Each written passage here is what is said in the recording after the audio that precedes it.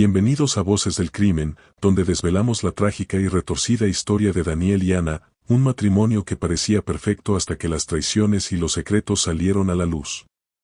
Prepárense. En el corazón de la ciudad de Sevilla, donde las calles de adoquines y los patios llenos de flores cuentan historias de amor y traición, vivía Daniel, un hombre de 38 años con una vida que muchos envidiarían.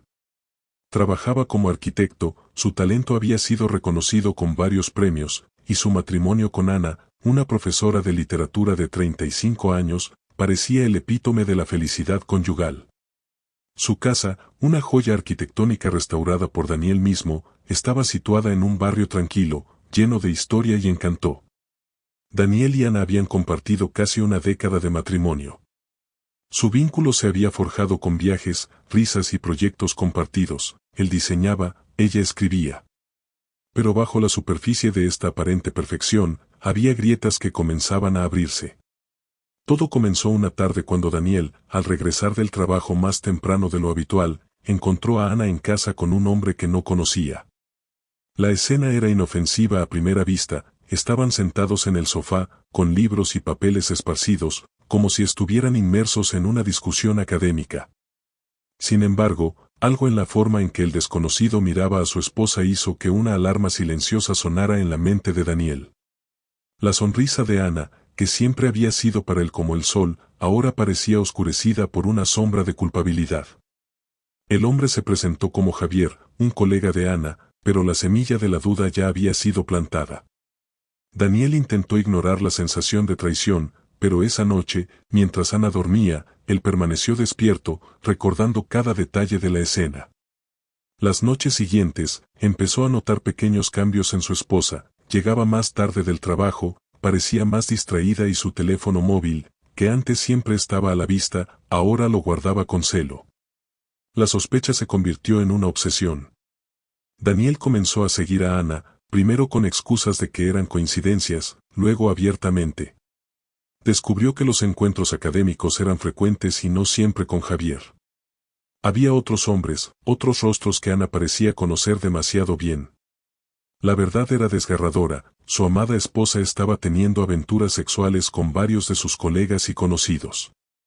La confirmación llegó cuando Daniel, en un acto de desesperación, instaló un software de espionaje en el teléfono de Ana.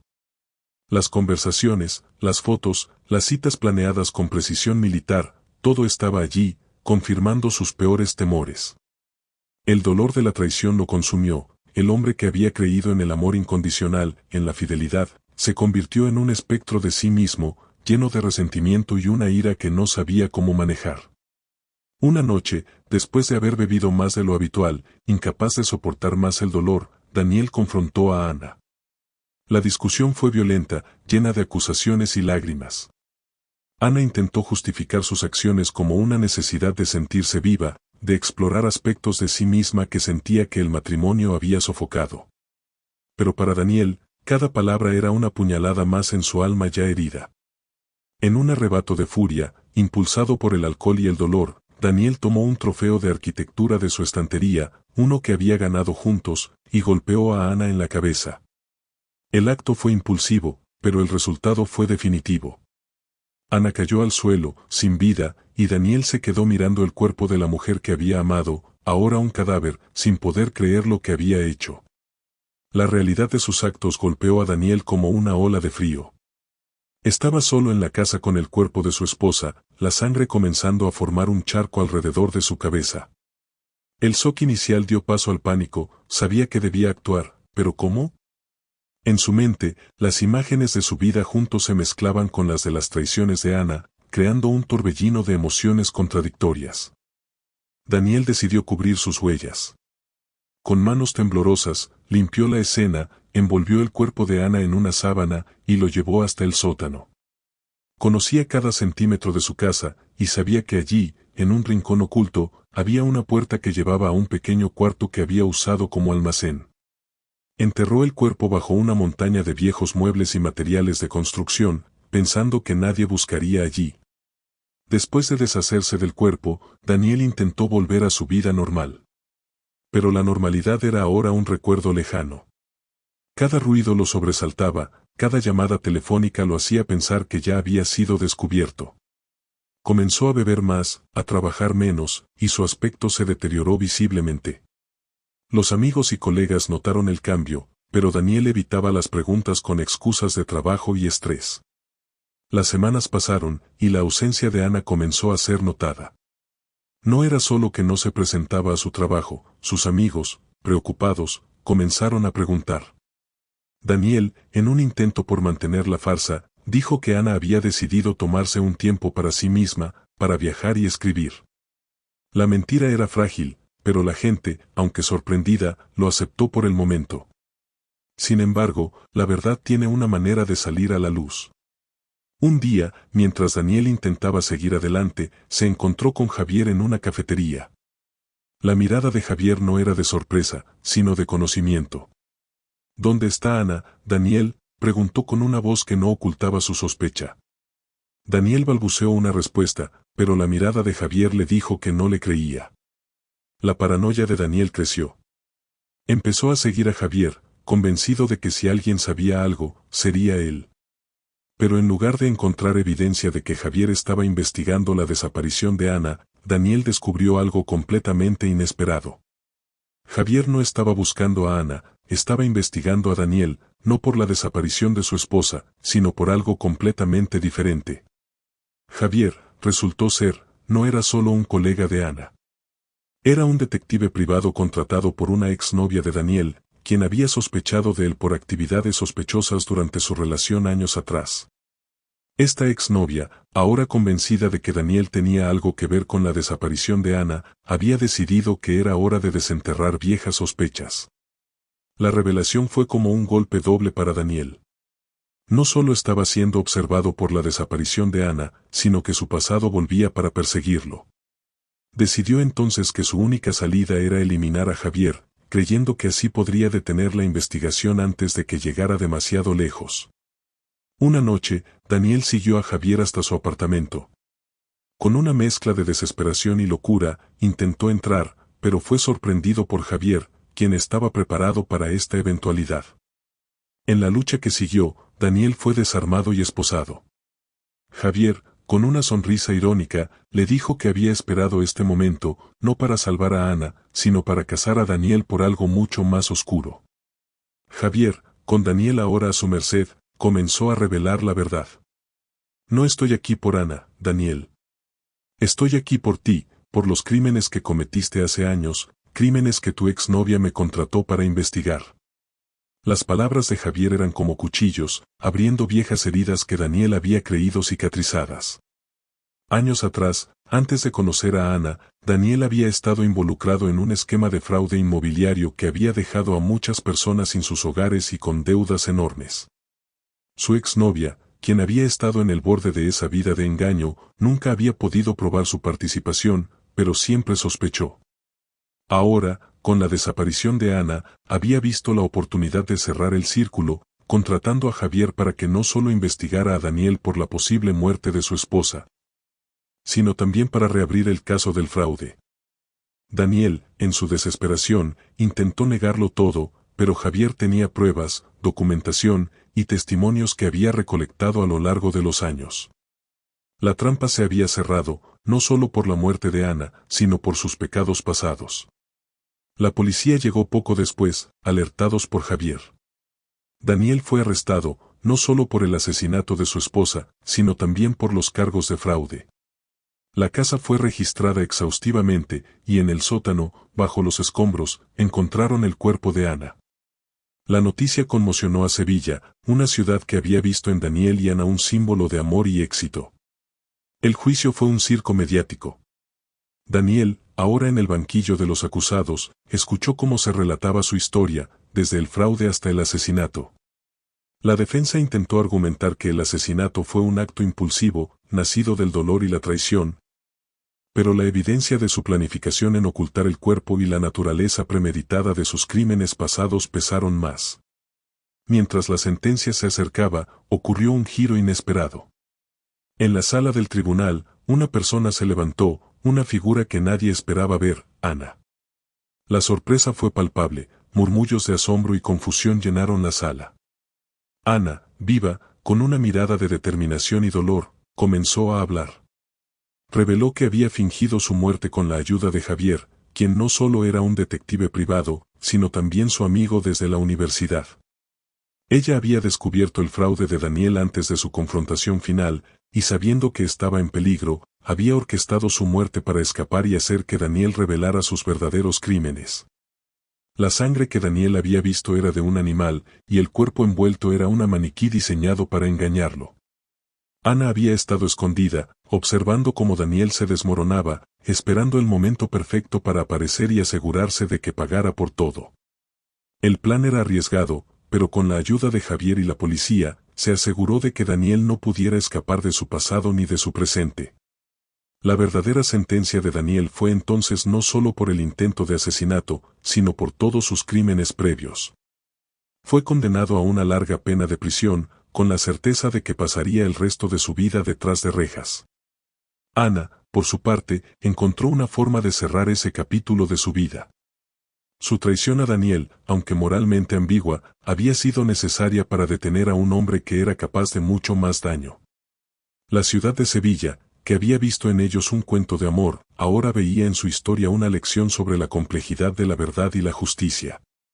La historia de Daniel y Ana, con su trágico y retorcido desenlace, se convirtió en una advertencia sobre cómo las apariencias pueden engañar, y cómo la verdad, aunque tarde, siempre encuentra su camino. Ana, después de su impactante revelación en el tribunal, se convirtió en una figura pública. La prensa la esperaba en cada esquina, queriendo saber más sobre cómo había orquestado su desaparición, su vida oculta y el papel de Javier en todo esto. Aunque su plan había sido ejecutado con precisión, el costo emocional había sido enorme. La mujer que una vez había sido una profesora dedicada y una esposa amante, ahora estaba marcada por el dolor y la culpa de haber tenido que recurrir a tal engaño. La vida de Ana no volvió a ser la misma. Decidió cambiar su nombre y mudarse a otra ciudad, buscando un nuevo comienzo lejos de los recuerdos de Daniel y de su propia traición. Pero, antes de desaparecer nuevamente, quería asegurarse de que el legado de su experiencia sirviera para algo más que su propia salvación. Comenzó a trabajar con organizaciones que luchaban contra el fraude y la violencia de género, utilizando su historia como un ejemplo de cómo el abuso de confianza y el engaño pueden llevar a extremos insospechados. Su charla en conferencias y talleres se convirtió en un eco de advertencia y esperanza, inspirando a otros a buscar la verdad y la justicia, incluso cuando el camino parece oscuro. Para Daniel, la prisión fue un lugar de reflexión forzada. Su vida, que una vez había sido un modelo de éxito y amor, ahora era un ejemplo de cómo la codicia y la obsesión pueden llevar a la ruina. En su celda, escribió cartas a Ana, no de amor perdido, sino de arrepentimiento, aunque sabía que nunca serían respondidas. En cada línea, se encontraba un hombre que había perdido todo, incluso a sí mismo. Javier, por su parte, continuó su trabajo como detective privado, pero la experiencia con Ana y Daniel le había marcado de una manera que no esperaba.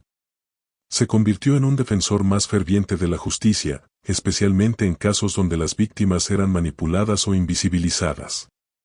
Su amistad con Ana, aunque distante ahora por las circunstancias, perduró como un lazo de confianza y respeto mutuo. En Sevilla, la historia de Daniel y Ana se convirtió en una leyenda urbana, una historia contada en susurros en los bares y en las terrazas de la ciudad. La casa donde habían vivido juntos fue vendida, y aunque el nuevo propietario intentó borrar su historia, los vecinos más viejos aún hablaban de la tragedia que allí había ocurrido. El tiempo pasó, y la ciudad continuó su vida, pero cada tanto, en los días grises de invierno, cuando la ciudad parecía más antigua y misteriosa, alguien recordaba la historia de amor y traición que había sacudido sus cimientos. Se hablaba de cómo el amor puede cegar, de cómo la verdad puede ser una espada de doble filo y de cómo, a veces, la justicia requiere de sacrificios personales que cambian vidas para siempre. Ana, en su nueva vida, encontró una forma de sanar, aunque las cicatrices emocionales nunca desaparecieron del todo. Se convirtió en escritora, documentando no solo su historia, sino también las de otros que habían sobrevivido a situaciones similares. Su libro, titulado La verdad bajo el velo, se convirtió en un bestseller, no solo por su relato personal, sino por su análisis profundo de la psicología del engaño y la redención. El libro de Ana no solo fue un éxito comercial, sino que también se convirtió en un catalizador para el cambio. Inspiró a muchas personas, víctimas de fraudes y abusos, a salir a la luz con sus historias, a buscar ayuda y a no callar. En cada conferencia, en cada firma de libros, Ana se encontraba con rostros de gratitud y dolor, personas que veían en su historia un espejo de su propia vida. La influencia de su libro llegó incluso a las políticas públicas. Se introdujeron nuevas leyes en España para proteger a las víctimas de fraude económico y para aumentar las penas por violencia doméstica y crímenes de manipulación emocional. Ana, aunque reticente al principio a ser el rostro de tal movimiento, se convirtió en una voz influyente, trabajando de cerca con abogados, psicólogos y líderes comunitarios para asegurar que su experiencia tuviera un impacto duradero. En cuanto a Daniel, su vida en prisión se tornó una reflexión constante de sus errores. Participó en programas de rehabilitación, no solo para buscar una reducción en su sentencia, sino porque encontró en ellos una manera de entender el daño que había causado. Escribió a sus víctimas del fraude, pidiendo perdón, aunque sabía que sus palabras no podrían reparar el daño hecho. Su transformación fue seguida por algunos medios como un caso de estudio sobre el remordimiento y la posibilidad de redención. Un día, años después, Ana recibió una carta de Daniel.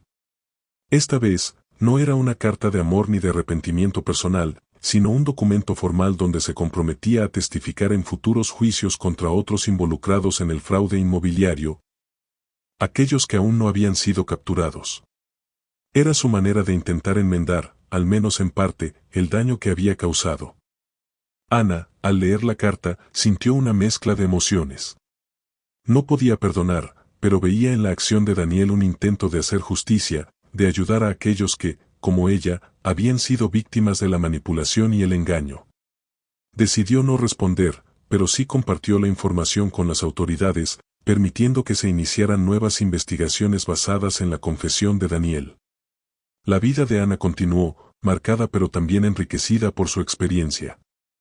Se casó nuevamente, esta vez con alguien que conocía bien la complejidad de su pasado y que la amaba por su fuerza y su resiliencia.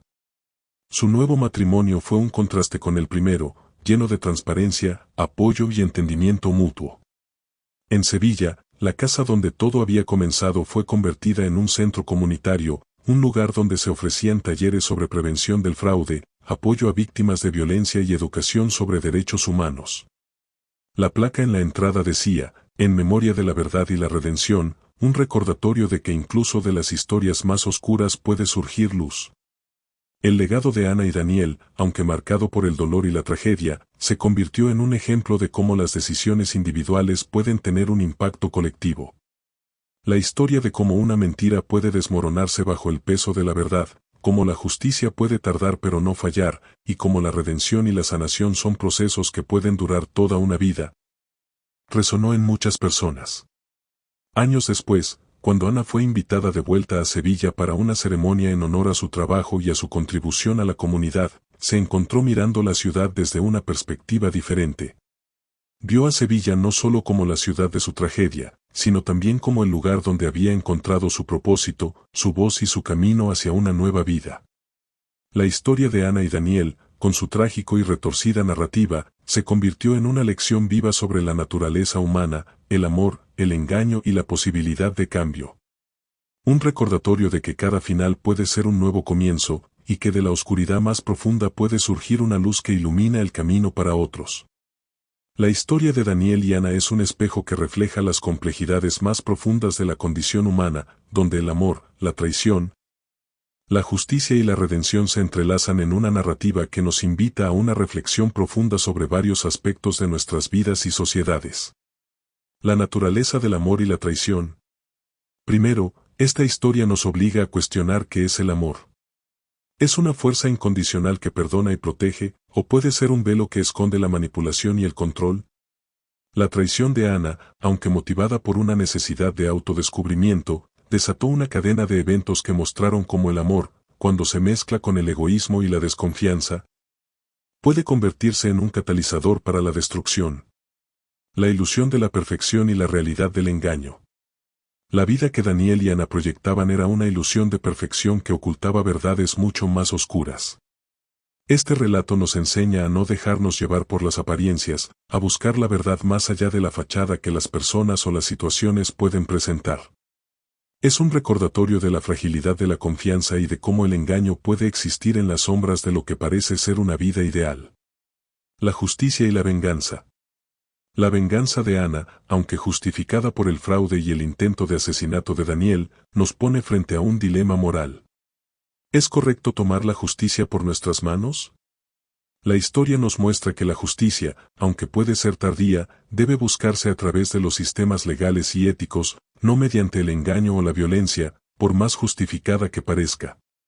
Sin embargo, también revela que a veces, para hacer justicia, se requiere de sacrificios personales, de tomar riesgos que desafían lo convencional. La redención y el arrepentimiento. Daniel, aunque culpable de crímenes atroces, intentó un camino hacia la redención. Su arrepentimiento, aunque tardío, nos lleva a reflexionar sobre la posibilidad de cambio.